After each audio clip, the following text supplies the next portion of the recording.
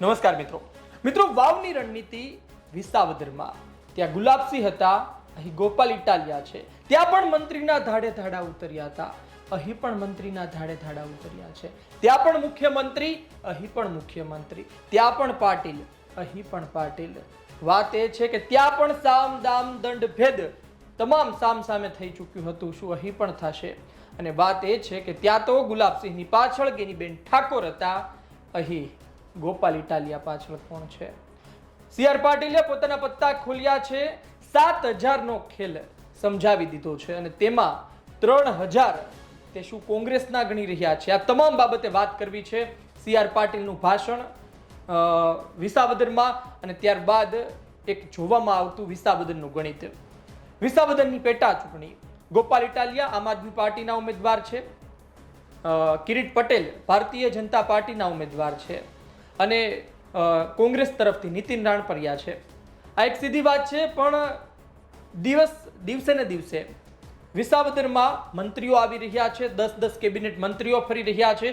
ગોપાલ ઇટાલિયાએ પોતાના ભાષણમાં ત્યાં સુધી કહી દીધું કે સવારે ઉઠીને લોકો બહાર ફરવા નીકળે અથવા તો ચાલવા નીકળે તો પણ તેને મંત્રી મળી જાય છે. આ પ્રકારની સ્થિતિ વિસાવદરની થઈ ચૂકી છે.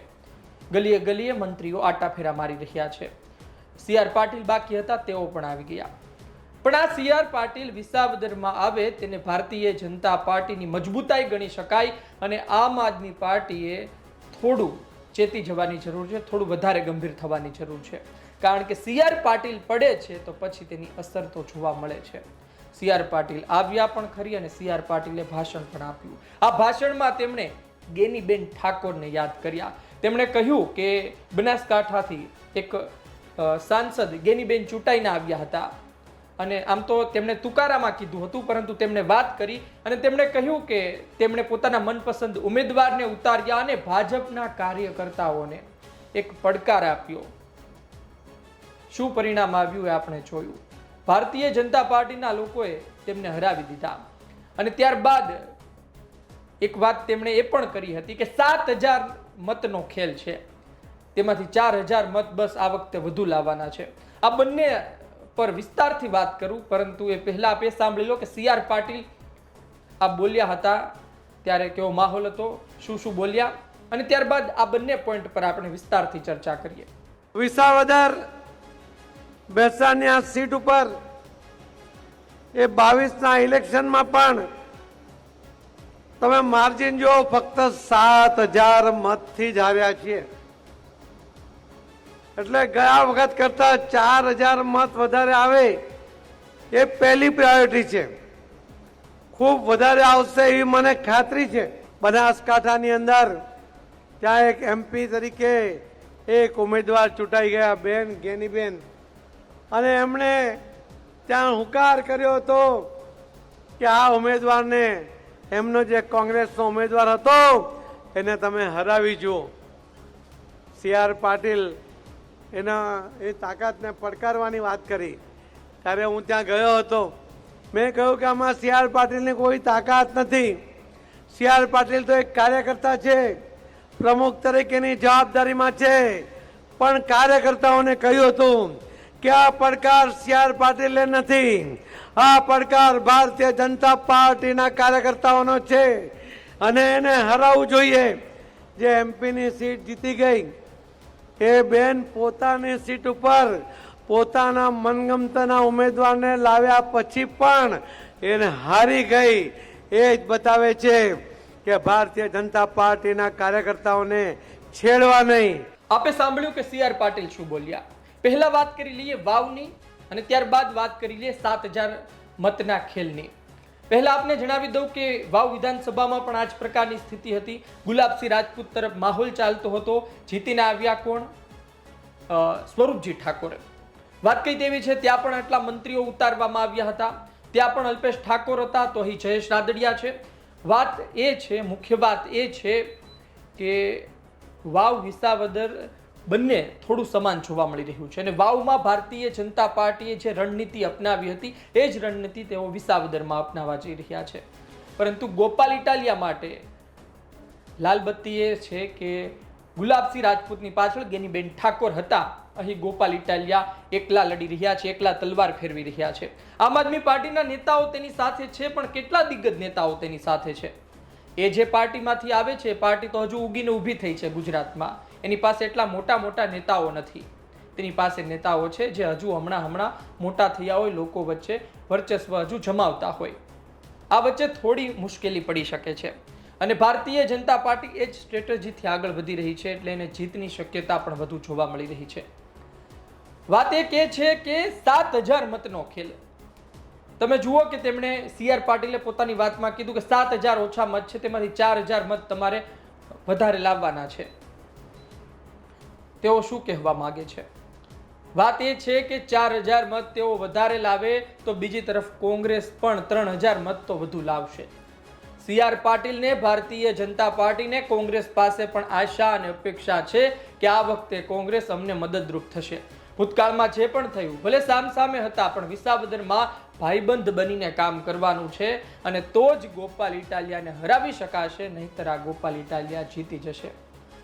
નીતિન રાણપરિયા અત્યારના ભલે નબળા ઉમેદવાર લાગતા, પણ આ જ નીતિન રાણપરિયા ગામડાઓમાં ફરી રહ્યા છે. પરેશ ધાનાણીનો તેના ખભા પર હાથ છે અને તેઓ આશ્ચર્યજનક પરિણામ લાવે ને તો જરા પણ નવાઈ નહીં માનવાની. ભલે 16000 જેટલા મત 2022માં કોંગ્રેસને ત્યાં મળ્યા, પણ જો 18-17 હજારથી એક પણ મત વધારે કોંગ્રેસ લાવે છે તો પછી એ ગોપાલ ઇટાલિયા માટે મુશ્કેલી ઊભી કરશે. આમ તો 10000 ઉપર જાય તો પણ મુશ્કેલી ઊભી કરે, પણ આ વધારે મુશ્કેલી ઊભી કરશે અને ગોપાલ ઇટાલિયા તેના કારણે હારી પણ શકે છે. CR પાટીલે પણ 4000 વધારે મત લાવવાના કીધા કે તમે 4000 વધારે મત લાવો, મનમાં કહેતા હશે, બાકી તો કોંગ્રેસ પણ વધારે મત લાવશે ને. આ પ્રકારની સ્થિતિ વિસાવદનની છે અને વાવની રણનીતિ સીધી ઉપયોગમાં લેવામાં આવી રહી છે. તમને ખબર હશે કે ત્યાં વાવ હતું, સુઈગામ હતું, ભાભર હતું. અહીં પણ જુનાગઢ ગ્રામ્ય છે. અહીં પણ તમે વિસ્તારમાં ફરશો તો વિસાવદર છે, ભેસાણ છે, ડુંગરપુર વિસ્તાર છે. જોકે ભેસાણમાં સૌથી વધુ મહેનત કરવામાં આવી રહી છે. ભેસાણ જેમને મત આપશે, ભેસાણ જેમની તરફ રહેશે, એ વિસાવદરનો તાજ પહેરશે. પત્રકારો પણ એ જ વાત કરી રહ્યા છે. વાત એ છે કે ભારતીય જનતા પાર્ટીના નેતાઓ આખું એક કહી શકાય તમે કે આયોજનબદ્ધ રીતે આગળ વધી રહ્યા છે. ત્યાં આખું જે જ્ઞાતિ સમીકરણ છે તેના મોટા મોટા નેતાઓને ઉતારી દીધા છે, ઘરે ઘરે જઈ રહ્યા છે અને શરમ અનુભવે ત્યાંના લોકો તે પ્રકારે મત લાવવા માટે તમામ પ્રયત્ન થઈ રહ્યા છે.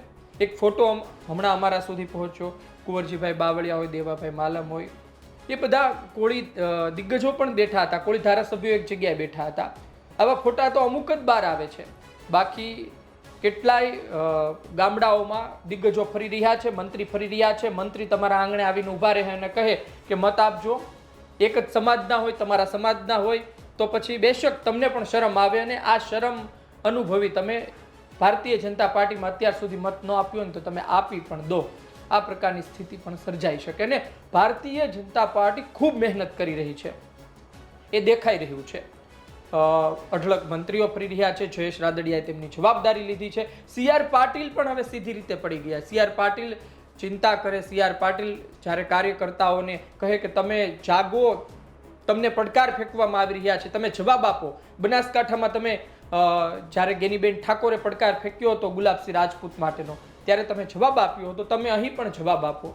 આ પ્રકારની ચિંતા, આ પ્રકારની ગંભીરતા ત્યારે જ બતાવવામાં આવે જ્યારે સામે ઉમેદવાર મજબૂત હોય અને ગોપાલ ઇટાલિયા જીતી ન જાય તે માટે તમામ પ્રયત્ન અત્યારે થઈ રહ્યા છે. વાવનો તકતો વિસાવદરમાં જોવા મળી રહ્યો છે. જોઈએ આવનાર સમયમાં શું થાય છે. વાવમાં ભાજપ જીત્યું હતું, વિસાવદરમાં જીતે છે કે નહીં. ગોપાલ ઇટાલિયા પણ તેના માથાના છે.